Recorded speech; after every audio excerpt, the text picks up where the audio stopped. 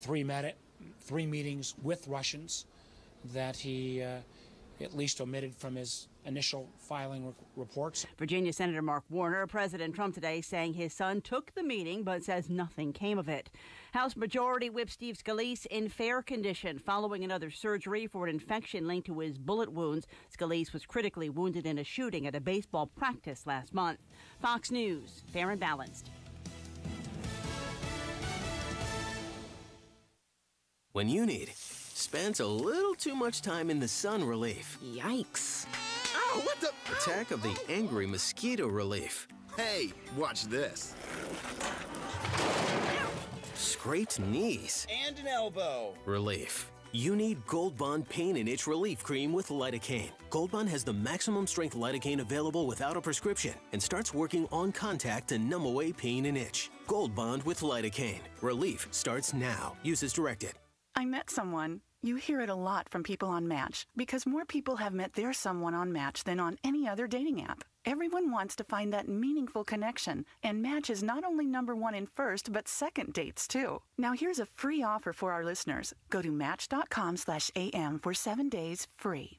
That's 7 days completely free to search, view photos, and connect. This free offer is found at Match.com/AM. That's Match.com/AM. Match.com. The opinions expressed on this show are those of the participants, the hosts, the guests, and the callers, and do not necessarily reflect the opinions and views of Southern Stone Communications, WNDB Radio, its employees, and friends. Comments regarding WNDB's programming can be addressed to D. Lang at DaytonaRadio.com. Live from Daytona Beach, Florida, bringing a voice to America's forgotten working class, speaking the truth for the America that Washington left behind, making America great again, 1 hour at a time. This is Trump Talk Live, where we the people have the right voice, presented by the Republican Party of Volusia County. Now, here are your hosts, Vic Baker and Tony Ledbetter.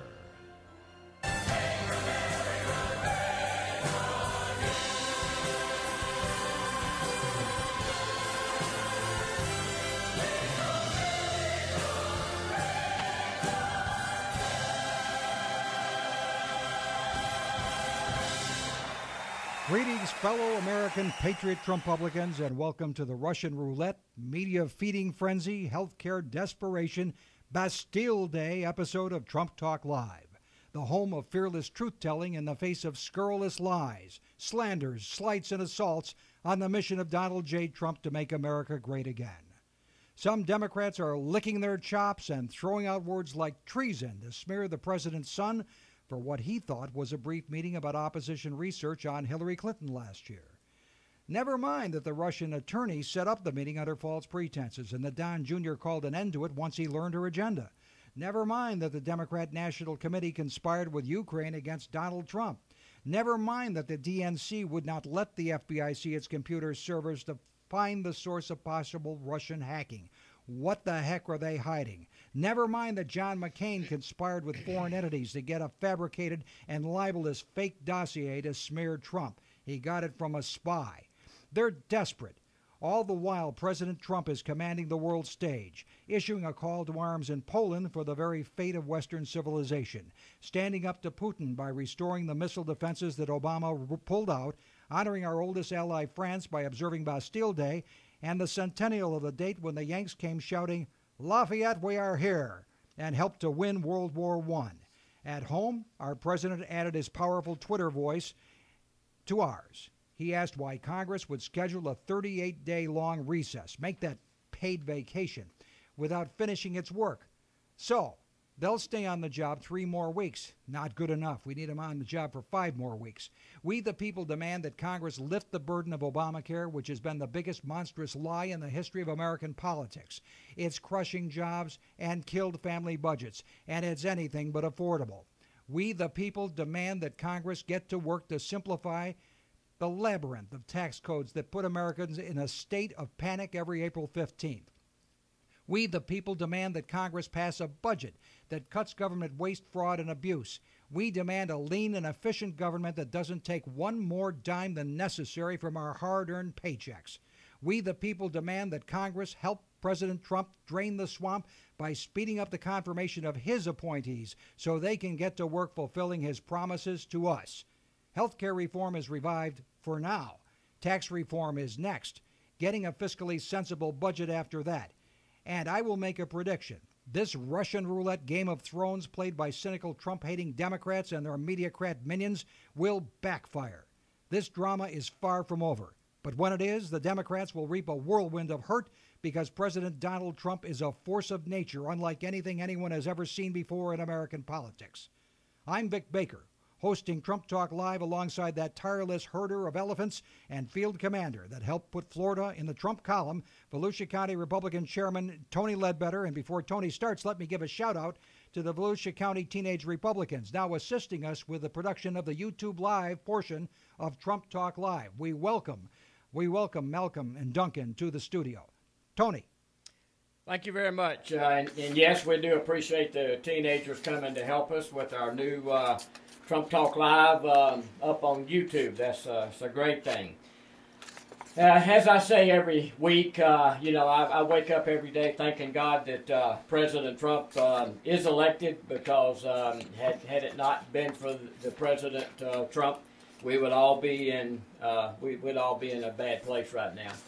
But unfortunately, we also have to wake up every day to the drumbeat of frustration in dealing with all the lies and the fake news, and now we have to deal with John McCain. I like John McCain is a traitor to the Republican Party, and I hope we need to all send John McCain the message he needs to retire. He needs to leave the United States Senate, because he needs to follow Morning Joe. He needs to go with Morning Joe to be an independent, and so we can get rid of him, because he is not a Republican. He criticizes the president on a regular basis, and to do what he did, it's not good. So I appreciate everybody listening today, and we'll get on now with the show. Tony, thank you. And just to go on to that tack, but I just want to say that I think a lot of the 63 million people who voted for Donald Trump would like to suggest to Mr. McCain that it's time for him to resign from the Senate. He has disgraced the Republican Party. It's time for him to go. He's not a Republican in name. He's only grinding an axe against Trump because Trump slammed him down pretty hard during the campaign, and it's personal. It's not about the national interest with John McCain. It's about his personal interest, and he's got to go. Now, Donald Trump Jr. Donald Trump Jr. has been snared in this mediacrat mob, and it's not necessarily fake news. Yes, he did meet with a Russian attorney. And he says, if this nonsense meeting is all they have against me, I understand the desperation. Donald Trump Jr. says, look, the pretense was she wanted to come and talk to us about some information she had about Hillary's campaign. That's common in politics. It's not a crime. It's not undue collusion. People like Jonathan Turley and Alan Dershowitz, no Republicans, they are liberal Democrats, have said there is no crime here. They are free to speak with anybody. And there was no money changing hands, nothing of value changing hands, and the meeting only lasted 20 minutes. Don Jr. had an opportunity finally with Sean Hannity this week to explain what happened and how it got started. You know, someone sent me an email. I can't help what someone sends me.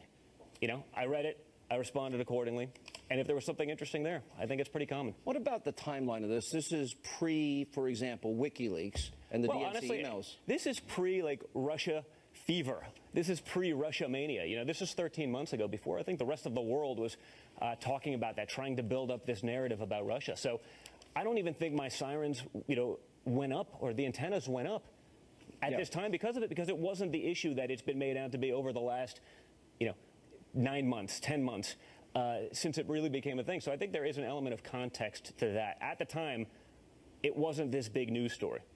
Now, the mediacrats think, aha, we got you now. We got you finally. We finally got the smoking gun. There's no smoking gun here. There's no gun here. There's nothing. There are no bullets in the gun.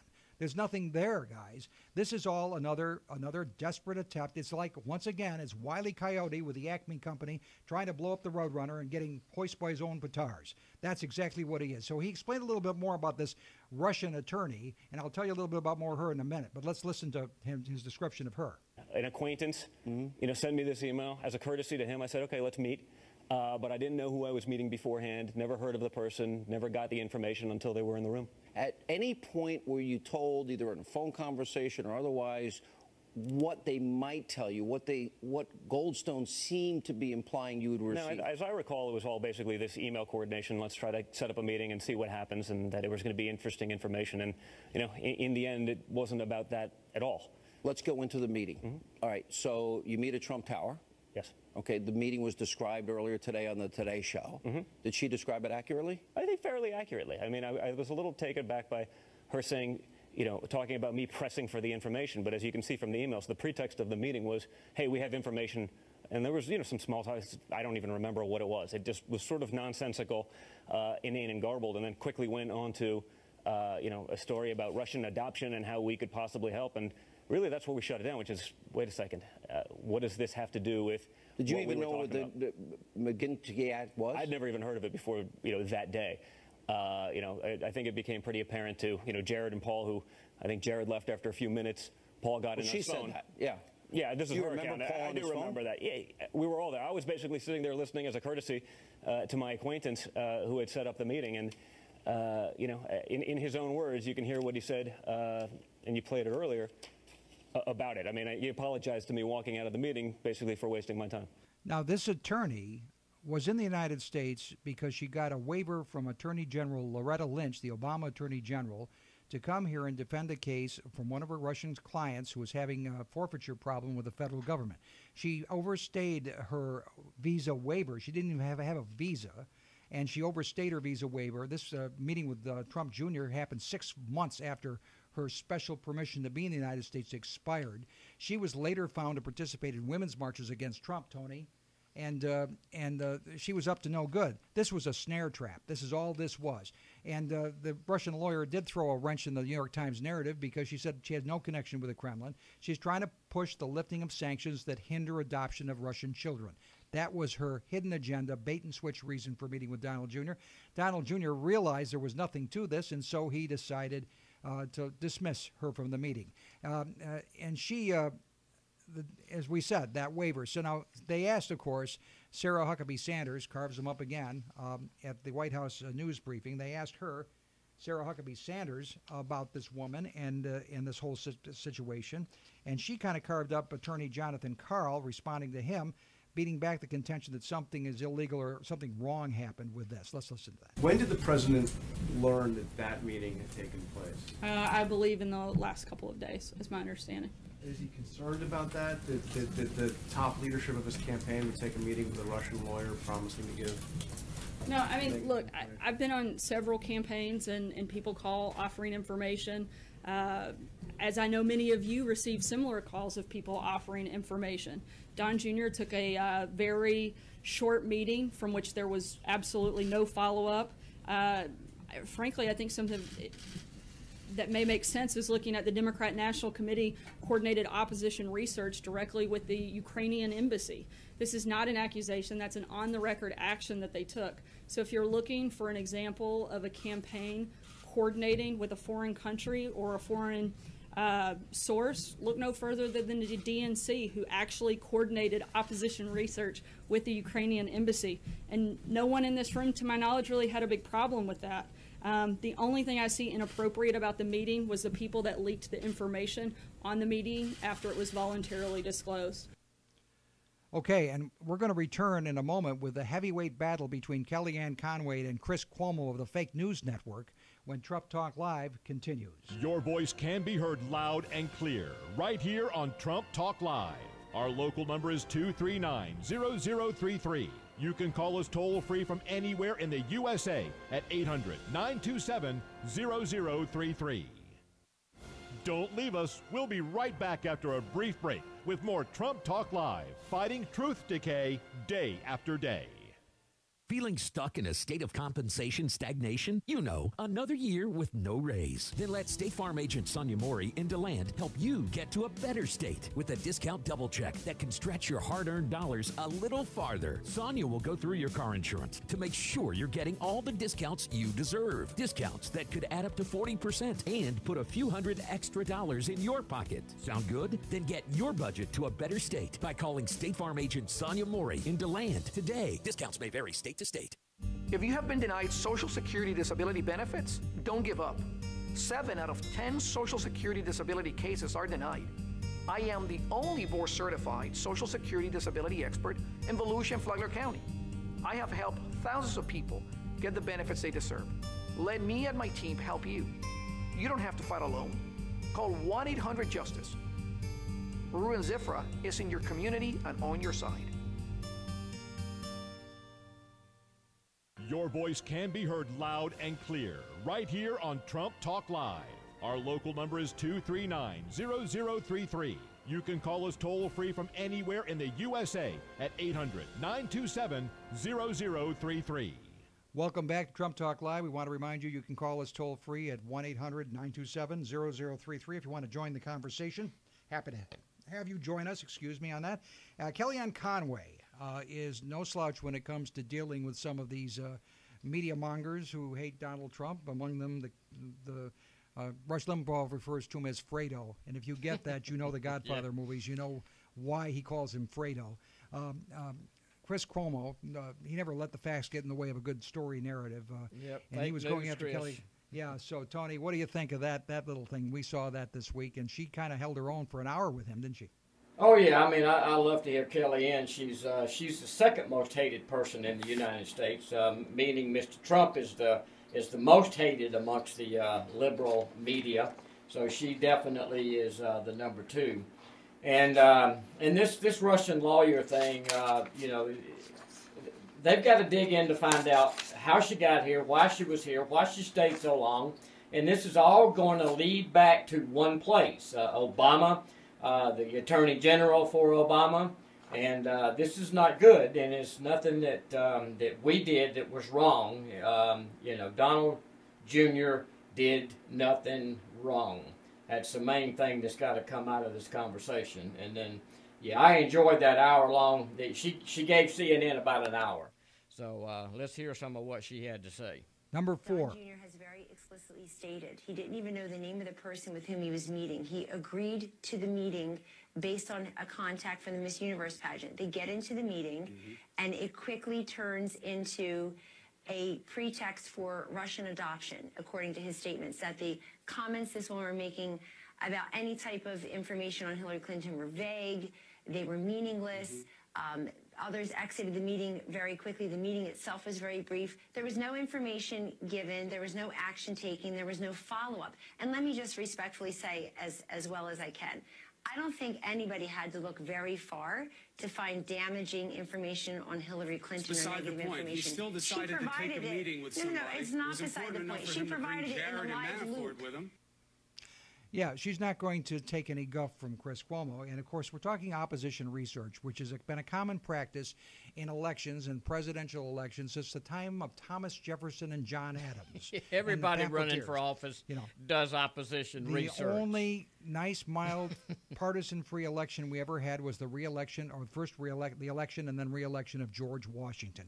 After that, it all fell apart. So, folks, this is not a new phenomenon. Let's hear what she had to say about opposition research in this. Was important enough to bring Jared or Manafort, or that Donald Jr. would knowingly meet with someone with Kremlin connections on the basis of getting Oppo research about Hillary Clinton? There are huge legal and ethical implications to that decision, as you know. You keep saying, no, I'm not going to agree with you on that. First of all, you keep on saying opposition research the way you guys constantly vomit words like collusion and Russian interference and affecting the election, all of which you have no evidence. We cannot convert wishful thinking into hard evidence. If Don Jr. said that she had information about the DNC and Russians and funding Hillary. What do you call it? Chris, you were just, okay, listen, you were just able to speak 2 minutes uninterrupted, and I frankly think it was more punditry than reporting. So I would like to respond now. Please. My friend. First of all, if you and I were in court right now, your side would not even survive a motion to dismiss, a motion for summary judgment, because you got nothing. Okay? On this one, Don Jr. has very clearly said he was told that there would be some kind of information helpful to the campaign. It quickly became very apparent there was not. Let me say something about who goes into these meetings in the Trump campaign. We were a very small operation. I was not involved in June, but I was involved in July, and I became the campaign manager in August. It's very typical to have principals in the meeting. We had a fraction of the staff and a fraction of the money that they had over there in Clinton Inc. in Brooklyn. I just have one thing to say, Tony. Who would you rather have on your side, Chris Cuomo or Kellyanne Conway? I'll take Kellyanne Conway any day. I got to meet her last Tuesday night. Yes, so, you did. Yes. Trump Jr. did not commit a crime by trying to get dirt on a Russian from the Russian lawyer. This is Colin Kalmbacher on one of the websites.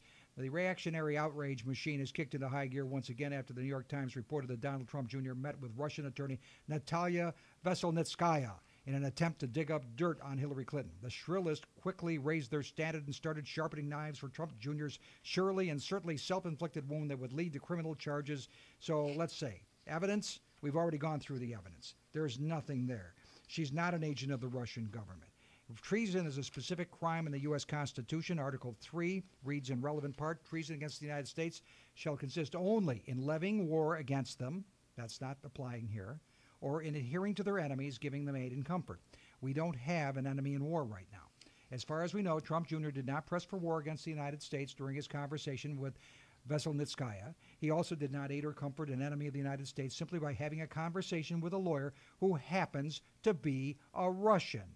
If he'd had a Russian cocktail, would that have mattered too?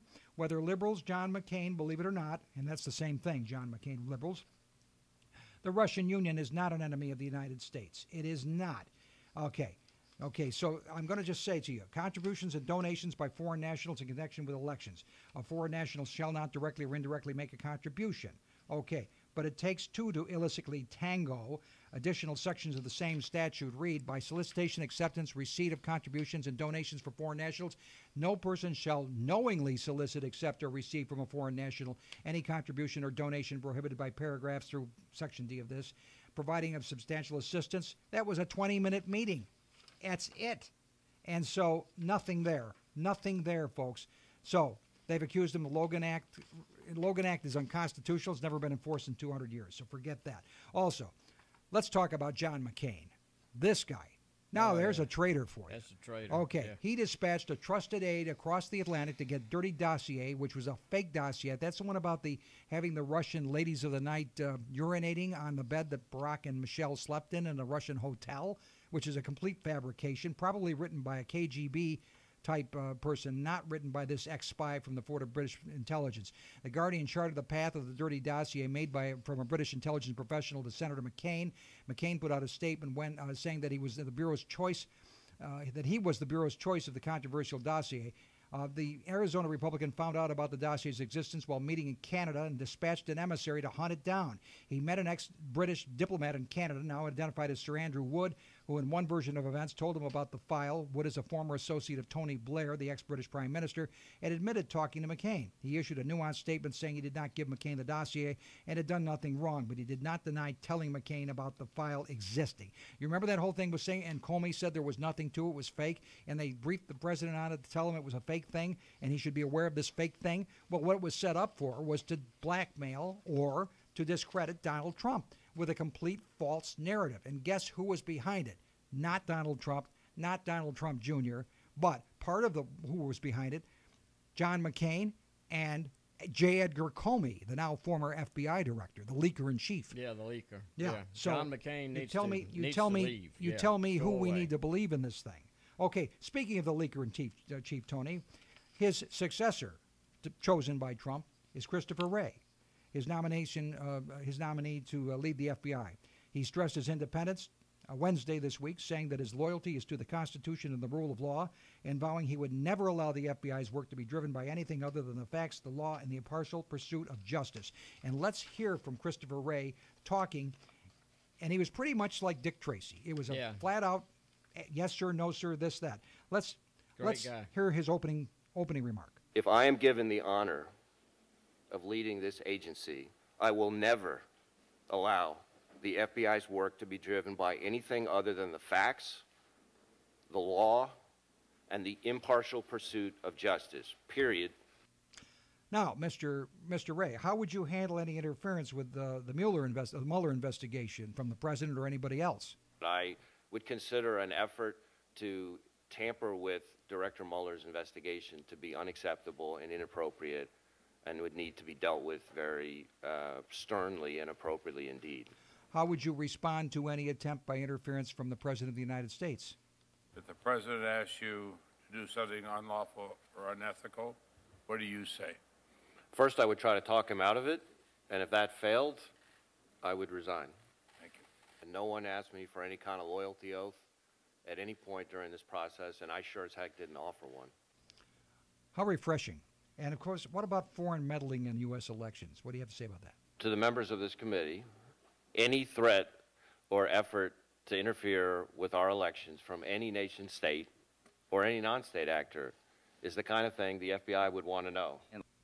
And the last question would be, is this a witch hunt or not? I'm asking you, as the future FBI director, do you consider this endeavor a witch hunt?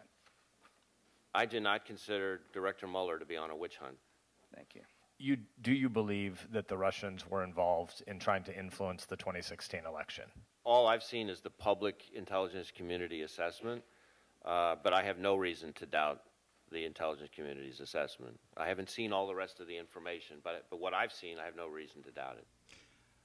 All while this happens, it turns out that he also said he would certainly not spare anyone like Loretta Lynch if he found a crime had been committed by her in obstructing justice with regard to the Hillary investigation. He said, you know, the mountain of evidence that continues to pile up against Hillary Clinton, this is not him saying this, but this is an article that put out Sunday, continues to pile up against Hillary Clinton, Loretta Lynch, Susan Rice, James Comey, and Barack Obama as it relates to interfering with the integrity of our elections. Probably won't come as a big shock, but things aren't looking pretty. Okay. Yeah, folks. This guy's a straight shooter. I mean, I would trust him. President Trump put him in this position, and I trust the president more than I trust anybody else in this country.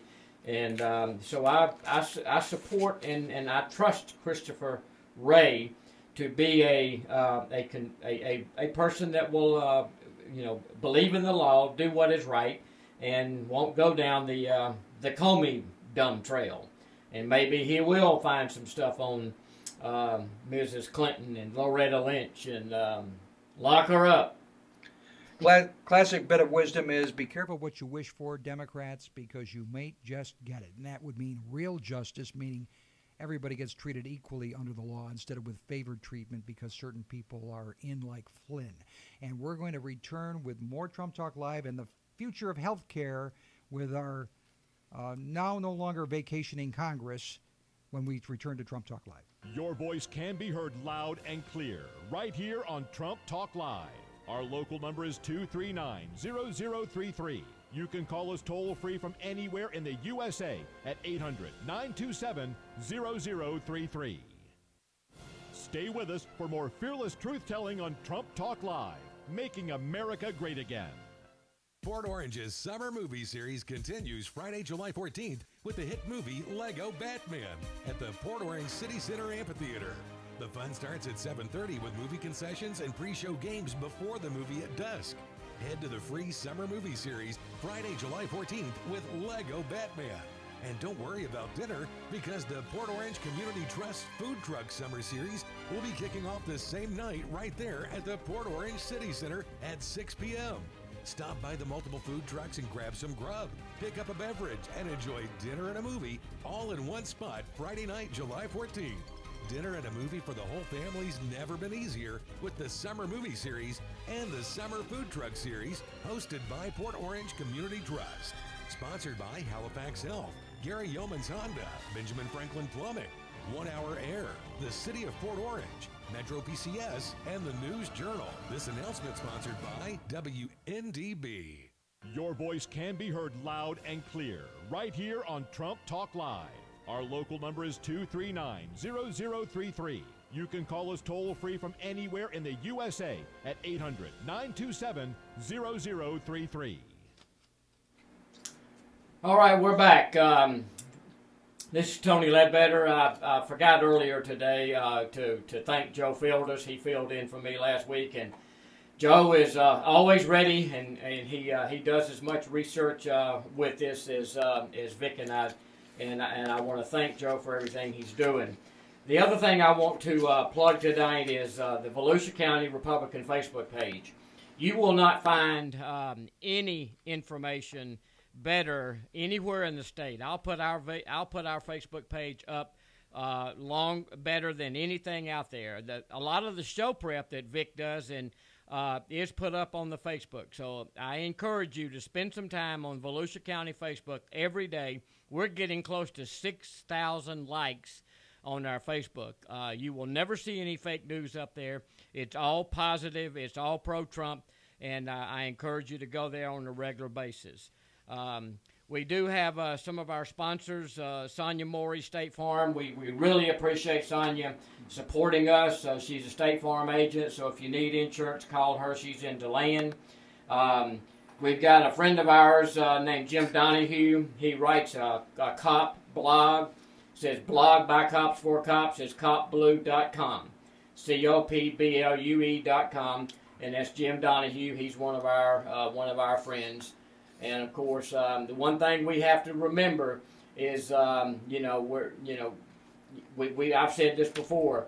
The government is not going to give you back your country without a fight, and that's something that we have got to keep doing. Is making sure that we stand up every day to make sure that we're on the right side of things, and to get the job done. Also, Milne Roofing Company. His phone number is 386-986-8688.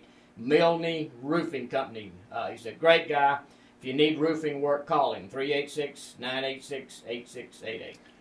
Okay, and thank you for that, Tony. I also want to remind people our website, our Volusia County Republican website, is a place where you can go to get tickets to the Lincoln Day dinner with Judge Janine Pirro, our keynote speaker, and we also want you to be aware of the fact that that website is a convenient place where you can contribute to the Republican Party of Volusia County to help pay the bills so that we can keep Trump Talk live on the air every week for you. It's expensive to put this show on the air. We think it's worth it to share this information with you, so we need your help. We want you to call us toll-free at 1-800-927-0033. 1-800-927-0033. You can call us if you're watching us on YouTube Live, which Duncan's doing a phenomenal job on YouTube Live now, keeping up with us, and you can reach us by watching. You just search Trump Talk Live, in quotes, Trump Talk Live on YouTube, and you can find it on the Vic Baker channel on YouTube. So we want you to go to our website, if necessary, to find out more about this and other things. And we're going to talk now about health care. Health care is the next topic up, and the Senate has unveiled another version of the health care bill. As you know, we told the Congress no August recess. For a month we campaigned. We wrote the letter for the National Citizens for Trump organization. They spread it far and wide through 50 states. They have 250,000 followers on their Facebook page. Every member of Congress got the message, and President Trump picked up the message Monday morning with a tweet. And lo and behold, one day later, Mitch McConnell announces that he's canceling 3 weeks of the 5-week August recess. They're going to get to work on health care starting now. And the starting now today was a bill. McConnell went up to the floor of the House to give a little slap at his Democratic colleagues, I should say Democrat colleagues, who were obstructing and finding no solutions whatsoever unless other than spending billions more on a failing proposition. But here's what he had to say. I'm sure we can expect many of the same tired and predictable attacks from the defenders of Obamacare's failed status quo. It hardly matters what the draft says. They would launch the same kinds of attacks anyway. I would remind colleagues this is the same crowd that said Obamacare would lower costs. They pledged it would increase choice, and they said it would promote it promoted the infamous broken promise, if you like your plan, you can keep your plan. They were wrong before, they're wrong again today. So this new plan that the Senate has designed is going to ameliorate some of the objections some of the recalcitrant senators had for it, and includes the Ted Cruz amendment that would allow for people to customize their health coverage, thus lowering the premium and deductible costs because they're only going to ask for the coverage they actually need instead of one-size-fits-all. That's one of many things. It keeps a few of the Obamacare taxes on wealthy people in order to fund the lowering of premiums and deductibles. That's the whole goal. The other way of doing it is allow for more competition and more choice in the coverage. Now, this is more of what Mitch McConnell's argument was on the floor of the Senate today. What we've heard recently essentially boils down to this. One, apply a multi-billion-dollar Band-Aid, no reforms, no changes, just billions more for insurers. That's the game plan of the folks on the other side. Number two, quadruple down on Obamacare, pass a massive expansion of a failed idea that puts bureaucrats in control of nearly every single health care decision in the country. The total cost of that so-called single-payer idea could add up to $32 trillion, according to an estimate of a leading proposal. Did you just hear that number? $32 trillion. Our current full national debt right now is $20 trillion. This would add another $32 trillion. We don't have that kind of money, folks. There was a time back in the 60s, Senator Everett Dirksen, the great minority leader of the Senate at the time when Lyndon Johnson was president, used to say $1 billion here and $1 billion there, and after a while you're talking real money. Real money, yeah. Yeah, but it's not anymore. So, Mitch wants to open debate next week, so those who have objections to different aspects of the bill can get on board, because the alternative is we stick with a failing Obamacare plan. So here's what he wants to do. I'm sure that members will have more ideas about how we can improve this draft. The only way for anyone, Democrat, Republican, or Independent, to have that opportunity is to vote yes on opening the debate. We expect an updated projection from the Congressional Budget Office early next week. Once that's released, we'll have the opportunity to vote on the motion to proceed. That is the only way by which everyone will be able to come to the floor, share their ideas, have their voices heard through both robust debate and a robust amendment process. I remain disappointed that our Democratic friends made clear early on they did not want to engage in a serious bipartisan effort to solve this issue. But they have a renewed opportunity to engage now. I hope they'll take it. Thank you, Mitch. And now we have a caller from Ormond Beach. I think it's Ray calling in from Ormond Beach. Ray, you're on Trump Talk Live. Good evening, gentlemen. Tony, thank you so much for... you know, it is just so depressing to see that after the fight we've gone through over the last, especially 10 years, that we have, you know, a majority in the House, we have a majority in the Senate, and now we have the presidency. And a lot of these guys who ran on repeal, not just repeal, not repeal and replace, it was repeal Obamacare, can't get together the votes to do a repeal bill and get it going so that we can move this process along. But we've been fumbling around forever with now, after many of them even sent repeal bills to Obama's desk, knowing that they would be signed off. Now, where are they now? So it's just frustrating as a citizen to see this happening. Have we fought so hard? And beyond that, I'd like to especially thank a lot of the members of the REC here, and in memory of Donna Rembish. I hope we all remember her. Yes. We just lost her recently. Tony, I think you've known her well. It was a shame to see her go so in an untimely death. So prayers to her family as well. And that's basically what I wanted to say, guys, is that where are those men with the spine to stand up to say repeal, and let's get that pushed through, and then we'll worry about what they want to do with health care, which should go to the free market and not this nonsense of government control. I agree. Unfortunately, there's still too many moderates in rhinos like McCain and Lindsey Graham and the lady Murkowski from, you know, they're just... Susan Collins from Maine. Susan Collins. These people want to put more money in Medicaid, and you know, Medicaid, let's make one thing very, very clear to anybody listening. Medicaid was a program set up for poor people. welfare. It was never intended for what Obama is now trying to use it for. There's able-bodied people that they put on Medicaid because of Obamacare, and so when these idiot Democrats talk about cutting Medicaid, we're not cutting anything. We are reducing the growth in Medicaid, and but that's part of the middle of the road Republicans. They want to keep pumping more money into Medicaid. So Washington, Mitch McConnell and Paul Ryan going to become enemies of the state as well, and allow this to continue? Well, we'll have to see what the outcome is. You know, anybody who enjoys sausage should never watch it being made. That was one thing. Senator Bill Cassidy said repealing Obamacare without an alternative is a non-starter on his part. He's a doctor. That's his opinion. But in effect, Ray, your opinion is held by many, but not the people in the Congress. And the Congress is fairly described as 535 chickens in search of one head. So we don't seem to have much leadership going on there. It's going to take the president to come in and say, okay, guys, we're going to whack you upside the head, if we can find the one head in Congress, and get you to do something that makes sense for the American people.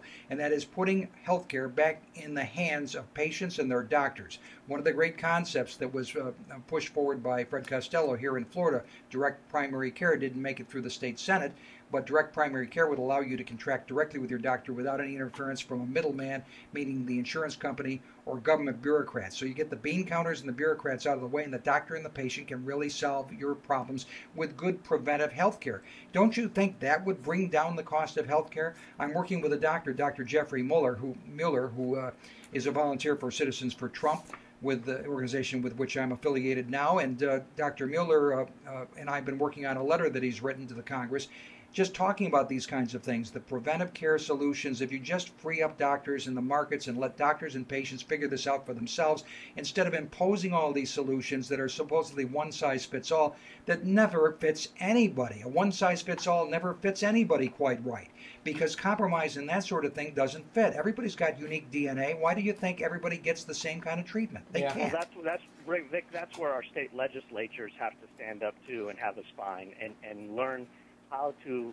actually turn their backs on unconstitutional laws and nullify anything that comes down the pike through the federal government, and understand that we have a constitution to be faithful to, not some man or some power up in D.C.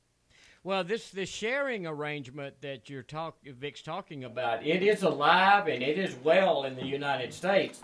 My daughter and son-in-law participate in a religious sharing.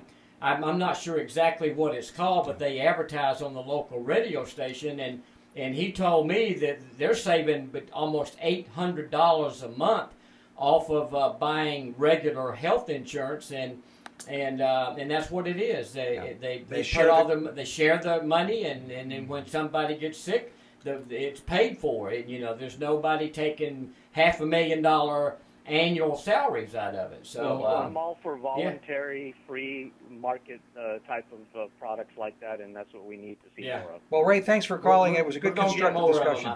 We're going to look for a heel, not just a Band-Aid. Thank you, and we're going to return with the President's Overseas Travels when Trump Talk Live returns. Your voice can be heard loud and clear right here on Trump Talk Live. Our local number is 239-0033. You can call us toll-free from anywhere in the USA at 800-927-0033. Stay with us for information you'll never get from the left-wing media, right here on Trump Talk Live, where the deplorables are ignored no more. This is Al Smith for AutoBuy, America's #1 car buying company. Do you need to sell a car? Want to be sure you get the most for that car, but you dread the hassle going through the process? AutoBuy will come to your home or office with its signature 20-minute no-hassle offer, or you can stop by their new Daytona Beach location on ISB about 3 miles west of the Speedway. Just go to paythemax.com. Regardless of miles, whether it's a Ford, a Chevy, Dodge, Nissan, Toyota, whether it's a compact, a medium-sized car, and they take all makes and models of trucks and SUVs, go to paythemax.com. That's right, paythemax.com. Do you have a current appraisal from CarMax? AutoBuy will give you up to $1,000 more than CarMax. The road buyers are standing by right now for same-day appointments. AutoBuy is America's #1 car buying company and the only one with a 5-star Google review. Go to WePayTheMax.com right now. Your voice can be heard loud and clear right here on Trump Talk Live. Our local number is 239-0033. You can call us toll-free from anywhere in the USA at 800-927-0033. It's amazing what a few weeks can do.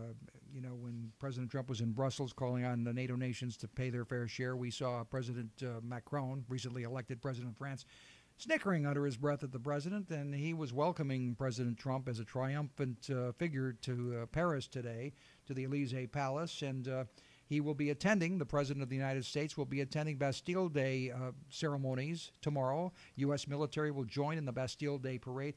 It's got triple significance this year. First of all, Bastille Day is the July 4th for the people of France, marking the day they stormed the Bastille in the French Revolution.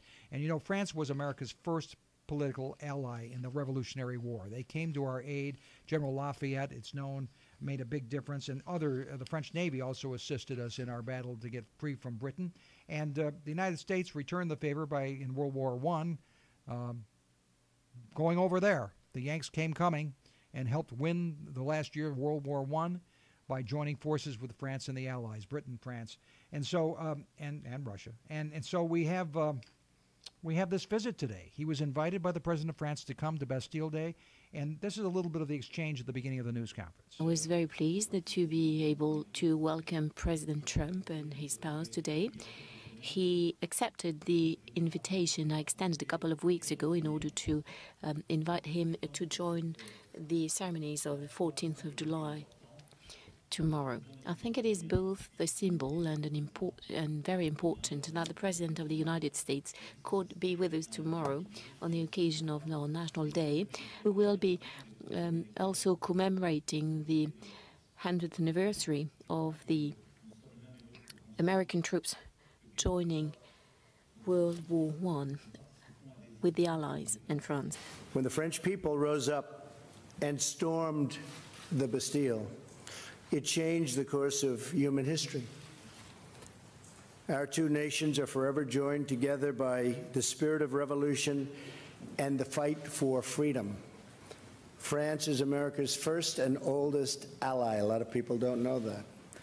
Ever since General Lafayette joined the American fight for independence, our fates and fortunes have been tied unequivocally together. This visit also commemorates another milestone. 1 century ago, the United States entered World War I. And when the President called me, he had mentioned that fact 100 years ago, and I said, Mr. President, I will be there.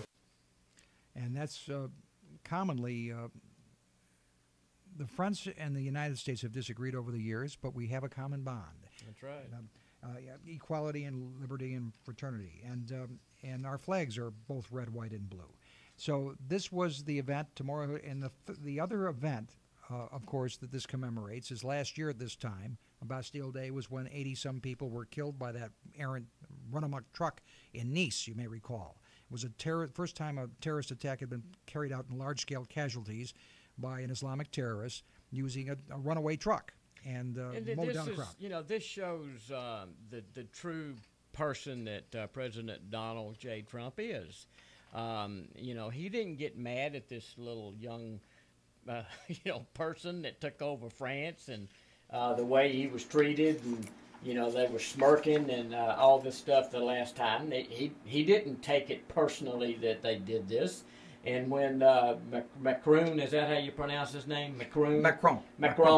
When he called and asked President Trump to come, President Trump said yes. And, I mean, that's how he responds. He doesn't, I don't think he holds grudges. But, there was a bunch of them snickering at him and, trying to be kind of mean to him at the NATO. We saw that on live TV. What they discovered, Tony, is that after they meet him in person, they find out he's not the buffoon, the bozo, the right. clod that the I media has portrayed. I had that same experience. I got to spend 15 to 20 minutes with him during the election, and I agree with that. When you meet him and you talk to him and you see how he reacts with other people, he is a true patriot and a true person. Now, on to Poland. We're going to reprise a little bit from last week because we didn't necessarily do it justice, because it was an immense moment in his presidency when he spoke in Poland. He evoked images of Ronald Reagan. It wasn't exactly President Ronald Reagan's telling Mikhail Gorbachev to tear down the wall, Berlin Wall, but in setting the tone for what may be now called the Trump Doctrine, it may be equally as important in a historical context. It was not an apology, as in the case of Obama, but a full-throated declaration of American exceptionalism and a shared interest with loyal allies such as Poland to resist tyranny and terror in all its forms. And he spoke to the new form of threat facing Western civilization. Cut 3. This continent no longer confronts the specter of communism. But today we're in the West, and we have to say there are dire threats to our security and to our way of life. You see what's happening out there. They are threats. We will confront them. We will win. President Trump also directly called out Russia, asking Russia to join hands with us in defending Western civilization against the mob, the horde that is coming to destroy us in the name of radical Islamic terrorism. Yeah, they're already here. Cut number 6. We urge Russia to cease its destabilizing activities in Ukraine and elsewhere, and its support for hostile regimes, including Syria and Iran, and to instead join the community of responsible nations in our fight against common enemies and in defense of civilization itself. And he poses this question, a question for all the ages, a question posed by great leaders at all great times of trying to try men's souls and women's souls. This question, are we up to the challenge of our time? Cut 8. The fundamental question of our time is whether the West has the will to survive. Do we have the confidence in our values to defend them at any cost? Do we have enough respect for our citizens to protect our borders? Do we have the desire and the courage to preserve our civilization in the face of those who would subvert and destroy it? We can have the largest economies and the most lethal weapons anywhere on earth. But if we do not have strong families and strong values, then we will be weak and we will not survive. I will answer that question. I'm 70 years old, and I believe the 65 to 75, maybe 100 million Trumpsters in the United States will stand with President Donald J. Trump to defend Western civilization. I just believe that we would do whatever needs to be done to make sure this country never, never, never goes away. Never, never goes away. Well, you know, the fake news network, CNN and others, said, well, he's not going to stand up to Putin. He's not going to challenge him on this Russian meddling in the U.S. election. Of course, what you do about nothing. President Trump proved them to be liars again because he did, in fact, do that. Yep. And on the Putin list here, we the tone and tenor of the meeting between Trump and Putin was described by Rex Tillerson. The meeting was very constructive. The two leaders, I would say, connected very quickly. There was a very clear positive chemistry between the two. But while the mediocrats are fixated on this whole Russia meddling and this and that, real leaders have to move on. They have to find a way to get along. We have a common enemy in Islamic terrorism. Russia faces the same threat. So here's how Rex Tillerson, the Secretary of State, describes the way the meeting progressed. Number 2. And I think the positive thing I observed, and I've had many, many meetings with President Putin before, is there was not a lot of relitigating of the past. I think both of the leaders feel like there's a lot of things in the past that both of us are unhappy about. We're unhappy, they're unhappy. I think the perspective of both of them was this is a really important relationship. Two largest nuclear powers in the world. It's a really important relationship. How do we start making this work? How do we live with one another? How do we work with one another? We simply have to find a way to go forward. And I think that was expressed over and over, multiple times. That's what important leaders do, Tony. That's what they have to do with one another. But you know how the left and the Democrats and the resist, you know, how they tried to treat this, and they started calling him racist because of his speech and because of symphony. You know, they actually made these statements that because President Trump talked about symphony, which is, I guess, music, that we're all racist because only white people go to symphonies. Well, it's just, I mean, it's ignorant. It's just total ignorance that they would go there. Yeah, and further in the Putin-Trump summit, they spent more time than expected. They were supposed to meet for half an hour. They met for 2 hours and 15 minutes, and the Secretary of State describes why that happened.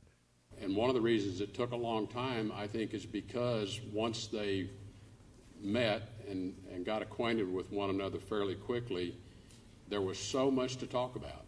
All these issues, just about everything got touched on to one degree or another. And I think there was just such a level of engagement and exchange, neither one of them wanted to stop. But one thing that did stop, and that is the hostile action in southern Syria, because the two agreed to a ceasefire that's going to save countless numbers of lives. And Tillerson described what happened. We spent a very, very lengthy period on Syria with a great amount of detail exchanged on the agreement we had concluded today that was announced, but also where we go, and trying to get much greater clarity around how we see this playing out and how Russia sees it playing out. And where do we share a common view and where do we have a difference? And do we have the same objectives in mind? And I would tell you that by and large, our objectives are exactly the same.